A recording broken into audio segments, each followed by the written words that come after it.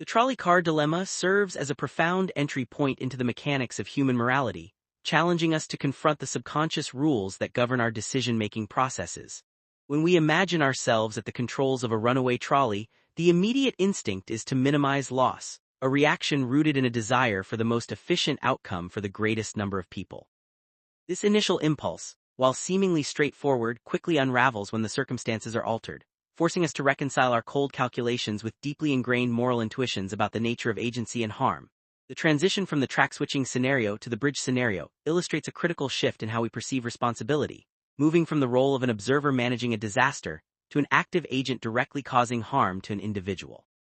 This shift suggests that for most people, the morality of an action is not determined solely by the final outcome, but by the physical and moral distance between the actor and the consequence.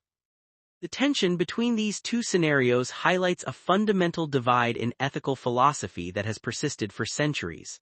On one side stands the consequentialist framework, which demands that we maximize overall well-being, effectively treating individuals as components in a larger equation of suffering and survival. This perspective is seductive because it offers a logical, quantifiable path to decision-making, yet it often fails to account for the visceral aversion we feel toward direct, hands-on violations of personal sanctity. By contrast, categorical reasoning focuses on the inherent nature of the act itself, positing that certain lines should never be crossed, regardless of the potential benefits to the collective. This mode of thinking prioritizes the preservation of moral integrity over the efficiency of results, reflecting a belief that there are absolute boundaries that define us as ethical beings. Navigating this divide requires us to examine why our logic seems to fracture when we move from impersonal mechanical switches to intimate physical interventions. The medical analogies provided in the discussion further complicate this landscape, stripping away the mechanical nature of the trolley and replacing it with the professional duty of care. In the emergency room, the choice to prioritize 5 patients over one is universally accepted as a standard medical triage. Yet the proposal to harvest organs from a healthy individual to save those same 5 patients is met with overwhelming revulsion. This distinction is crucial because it reveals that our moral framework is not just about numbers, but about the social contracts and expectations that define our roles. When a doctor chooses between patients, they are operating within the established rules of medical necessity, whereas harvesting a healthy person represents a total collapse of the trust upon which society is built. The moral anxiety generated by these thought experiments proves that our ethical intuition is layered with social, historical, and personal biases that extend far beyond simple arithmetic. These dilemmas are not merely academic puzzles, they are reflections of the very real, often agonizing choices that leaders, policymakers, and ordinary citizens face in an unpredictable world. Whether we are discussing war, resource allocation, or public health policy, the conflict between protecting the group and honoring individual rights is a constant presence. The danger lies in our tendency to simplify these issues into binary choices, ignoring the complex, messy reality that exists between the two extremes of pure calculation and absolute rule following. When we engage with these questions, we are essentially mapping the contours of our own conscience, trying to understand what we would be capable of if pushed to the absolute edge of existence. The discomfort we feel is not a failure of logic, but an indication that we are engaging with something profoundly human, something that refuses to be constrained by rigid formulas or simplistic justifications. As we move forward into more rigorous philosophical study, it is essential to recognize that this process of estrangement is designed to make us more aware of our internal biases. By taking familiar concepts and placing them in extreme hypothetical environments, we force ourselves to justify positions that we usually take for granted. This does not necessarily lead to a single right answer, but it does lead to a more honest understanding of why we believe what we believe. The study of philosophy is not about discovering a set of prepackaged truths, but about developing the mental dexterity required to handle the ambiguity of human life. It is a process of refining our instincts, challenging our prejudices, and ultimately, building a more consistent and thoughtful approach to the ethical challenges that arise in our daily lives, both public and private. The role of skepticism in this process is particularly important, as it often acts as a defense mechanism against the weight of moral responsibility. It is tempting to dismiss these dilemmas as irrelevant because they are unlikely to occur in real life, or to argue that ethics are entirely subjective. However, this dismissal is a form of intellectual laziness that ignores the reality that our daily decisions, even the seemingly mundane ones, are guided by these same underlying principles. When we decide how to spend our money, how to vote, or how to treat our neighbors, we are implicitly choosing a side in the debate between consequentialist efficiency and categorical rights. By acknowledging the restlessness of reason, we stop treating ethics as a static subject and start viewing it as an active, ongoing negotiation with ourselves and our community. We must also consider the historical weight of these philosophical traditions, acknowledging that they were developed in response to specific societal problems. Bentham's utilitarianism emerged as a tool for reform, a way to cut through outdated traditions and focus on policies that tangibly improved lives. Kant's categorical imperative was born from a desire to establish a universal basis for human dignity that could not be sacrificed at the altar of utility.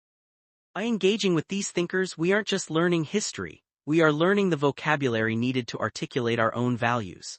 This vocabulary allows us to move beyond gut reactions and into a more sophisticated realm of dialogue, where we can debate not just what we want to happen but what we ought to do and why we owe it to each other to act in specific ways. The danger of this endeavor is that it can indeed make us feel less certain about our place in the world.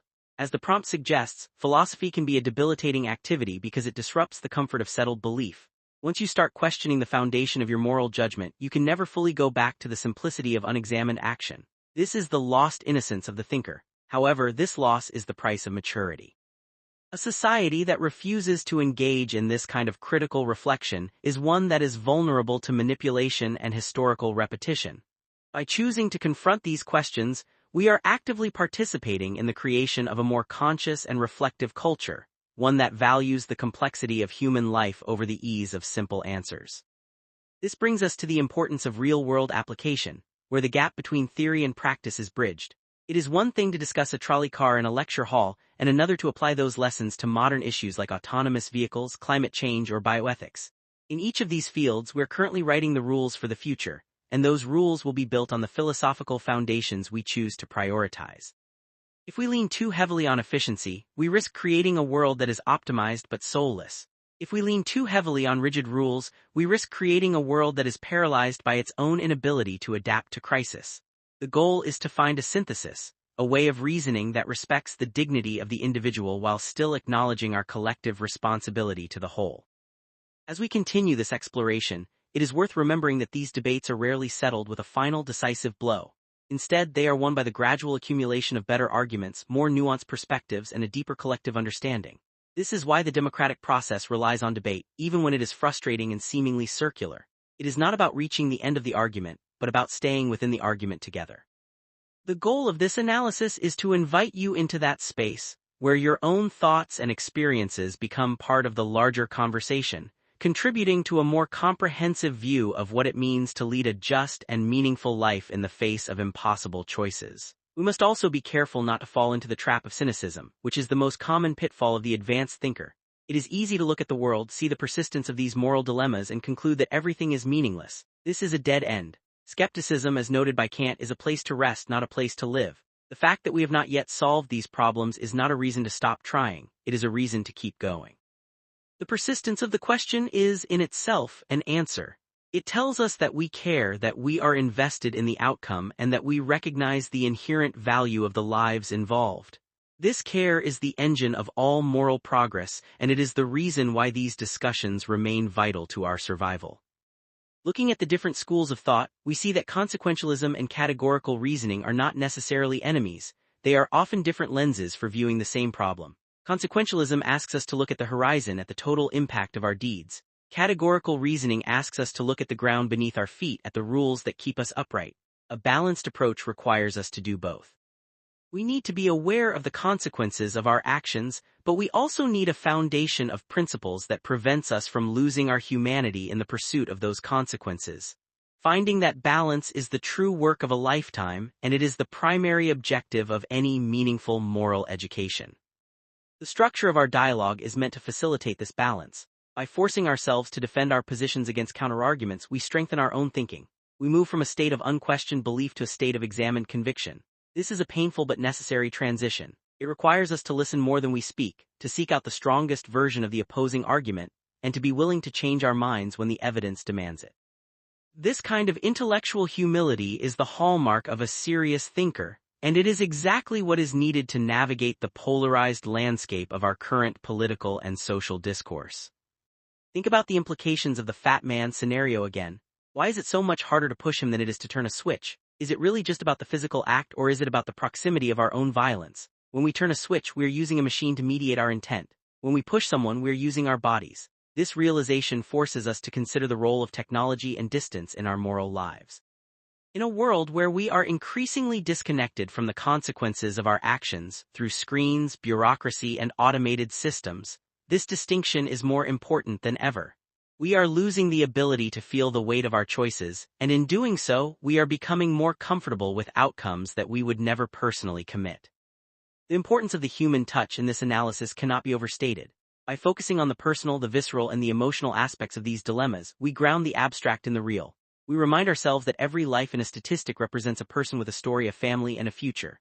When we lose sight of this, we lose our compass. The goal is to integrate the analytical with the empathic, to be both a precise calculator and a compassionate witness. This integration is what creates a truly ethical person, someone who can act decisively while remaining fully aware of the human cost of their actions. This then is the invitation of the course. It is an invitation to reclaim your own moral agency, to stop relying on the easy scripts provided by society and to start writing your own. It is a process of unlearning, of dismantling the assumptions that have been placed upon you, and of reassembling your worldview from the ground up. It will be challenging, it will be unsettling, and at times it will be deeply uncomfortable. But it is also the only way to ensure that your life is your own, and that your actions are truly a reflection of your deepest values. As you reflect on the materials presented, consider how they resonate with your own life experiences.